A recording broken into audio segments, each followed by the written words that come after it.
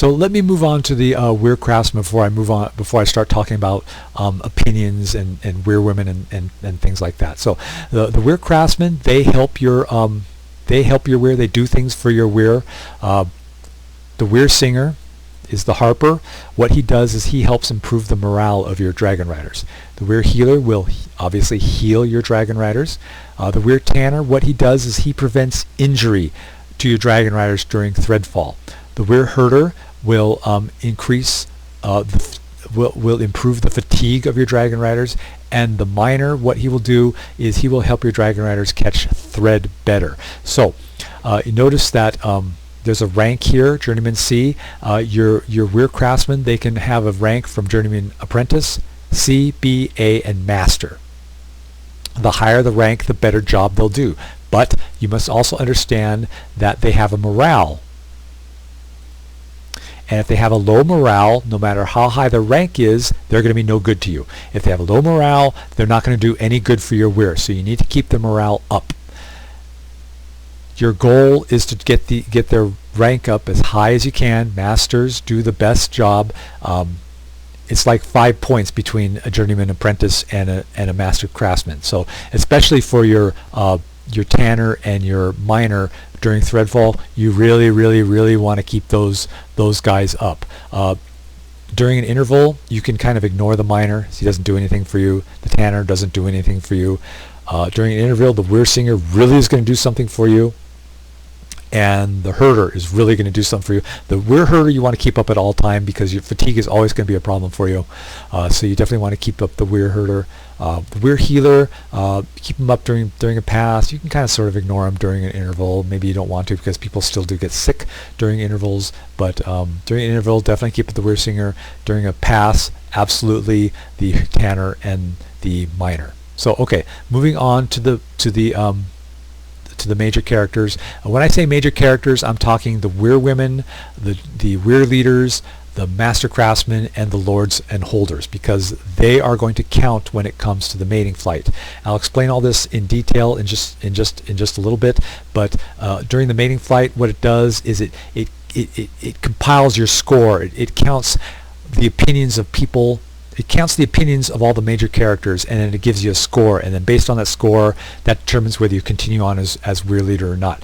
And who's counted in the score? The major characters and the Weir Craftsmen. So you need to keep up the morale of the Weir Craftsmen. But when I speak of major characters, I'm speaking Weir Women, Weir Leaders, Master Craftsmen, and the Lords and Holders. So okay, moving on to the Master Harper. Now this display, you'll see that he has a character. He has some character qualities here. Again, if you played the Epics game, this comes right from the Epics game. Let me pick a different one. This guy's got some quirks, and I want to get the regular guys. Okay, see, notice here's his name. He's Lord Holder. He is bound to bend and weir. So he's called a Lord Holder. Notice that the minor holders, they're just called holders. See, he's just a holder, and he's bound to Ancient Plateau Weir. Notice you'll only find the holders, the minor holders, that are bound to you. So let's go, okay, so let's talk about this guy. The first character attribute is what he thinks of threadfall. Now, this will affect his opinion when it comes to how well or how badly you do fighting thread. So if he sees threadfall as an annoyance, that means he doesn't really care about threadfall. That means he's not going to care too much if you keep it off the ground. He's not going to care too much if you let some of it through. However, somebody who's frightened by threadfall, he's going to react very positively if you keep thread off the ground, and he's going to react very negatively if you let some of it get grounded. So that's what this first attribute is for. And you could be threadfall is an annoyance, dreads threadfall, is indifferent about thread. I think there's like 4 or 5 different attitudes toward thread. I don't have the manual in front of me. I really should have the manual in front of me, but I can't turn off the screen. So this next one is his attitude about dragons, and in this one he fancies dragons, respects dragons, Yeah, see this guy. This guy's nervous around dragons.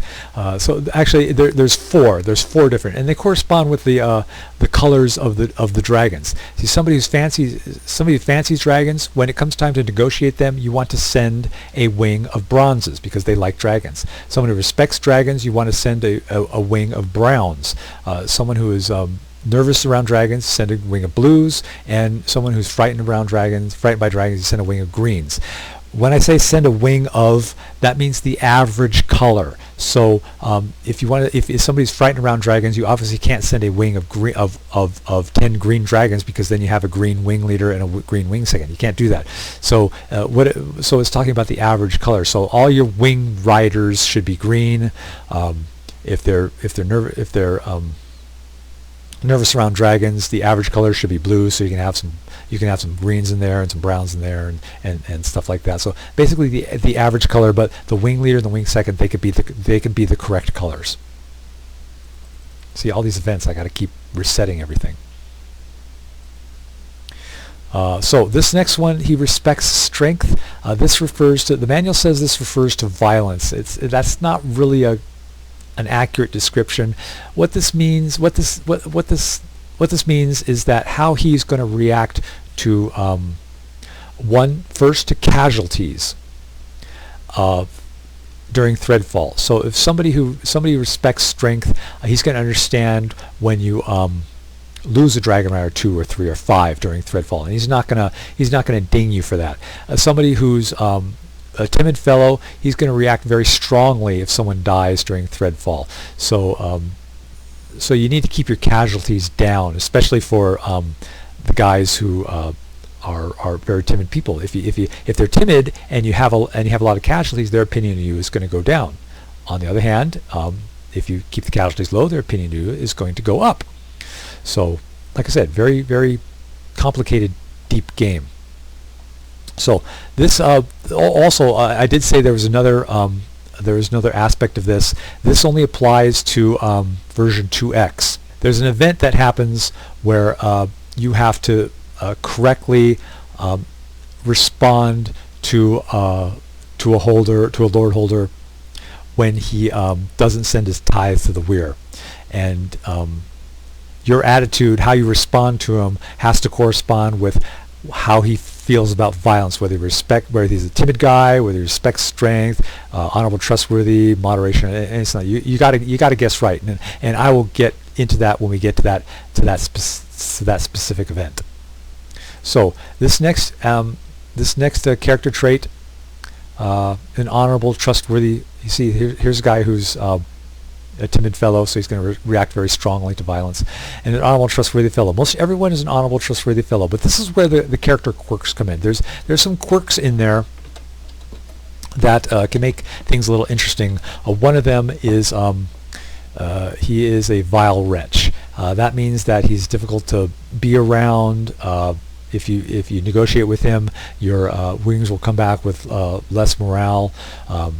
Another one is he's steadfast in opinions. That means he won't change his opinion very easily. Another one is that he's a. Hold on, let me pull up my list. So, like I said, vile wretch, steadfast in his belief. He has a tendency to be undependable. That means that he can. Even though you have negotiations that are highly successful, he just may drop his opinion of anyway. On the other hand, if you have a disastrous negotiation, his opinion may go up. So he's a really unpredictable guy. There's well known for his generous spirit, which means that your wings may actually come back with more morale than they left with. Usually, when you're negotiating, they'll come back with less morale. If they're a vile wretch, they'll come out with a whole lot of less morale. But if they're known for their generous spirit, they can come back with more morale. If he's a known gossip, that means that he will try to spread his opinion of you to others. That all happens behind the scenes. There's nothing you can do about it. So if this guy is indifferent about you, when he talks to other major characters, he'll try to convince them to think the way he does. If he's introverted, that means negotiations will take longer. So negotiations take they take about 10 days or something like that. But if they're introverted, they'll take longer than that. And if he's easily influenced by others' opinions, that means that he's very likely to change his opinion during negotiations and also when other people talk to him. So it's kind of a wishy-washy kind of guy. So here's this guy. He's a tends to be undependable, so you don't know how he's going to react during negotiations. And finally, there is their opinion of you. Like I said, they can hold you in high regard. They can respect you, be indifferent to you, disdain you, or despise you in the dragon you ride. And like I said, these are the opinions that count when it comes to the mating flight and whether you will retain your position as weir leader. So I'll explain that during the mating flight. But like I said, all these characters with opinions about you, they are the ones that count. Plus your weir craftsmen, you need to keep them with high morale. Now you'll notice that the weir leaders don't have their character traits listed here, even though they have opinions about you. That's because they all think the same way. They all view Threadfall with apprehension. They all fancy dragons. They're all honorable, trustworthy people. So when you negotiate with them, and you can't negotiate with weir women, but you can negotiate with other weir leaders, remember to send a bronze wing with high morale, and you'll generally do well in negotiations. So that is the character profile in a nutshell. And one of the irritating things about this interface, it's a much better, much more improved interface than 1X, but one of the irritating things is you can only do the character profile of one person at a time. It doesn't keep the submenu up here, so you can just keep clicking. You got to go through the character profile, you got to go through the whole menu again. So, okay. Next is the Dragon Wing status. What this does is this gives you the average of all 10 of your wings, and it lists here are the wings by the wing leader. See, here's you, Dakar, the weir leader. Here's the other weir leader. This is wing 0, wing 1, wing 2, wing 3, and so on. So this is their average morale, fatigue, experience, health, and dragon health. If someone is weird, or if a dragon is grounded, they will not count in this. They will not count in this listing, so it will throw off your numbers. See, this is kind of nice if you have all you have all 9s and then suddenly it turns to an 8. You know somebody is deficient. This is especially for at the beginning of the game. You see all the health and dragon health are all 9. So if I suddenly see an 8 here, I know somebody's gotten injured or sick. So what also, if somebody is on an individual assignment, see assigned Dragonrider down here, if somebody's on an individual assignment, this will give you a nice little count of how many people are on their assignment, how many people are on search, how many have extra training, how many have this, and how many have that. So that's what this is for. Okay, transfer Dragonrider. You're going to be doing this a lot, especially during Threadfall. So beginning in version 2.0, you can do inter-weir or weir-to-weir. If you have 1X, this menu will not appear, but you'll be transferring inter-weir. This means you're transferring a Dragonriders within your weir. So this allows you to move your Dragonriders around. Notice character 0 is not here because you can't transfer the weir leader. So what you can do is you can move your Dragonriders around. This way you can make that average wing color that you want, or you can replace missing Dragonriders because they died in Threadfall. They just died from just life itself. You can promote and demote people. You can promote them to wing leader, demote them, whatever. You can do this is how you move your Dragonriders around. This is how you move your weirlings out of the weirlings wing into a regular fighting wing. When you transfer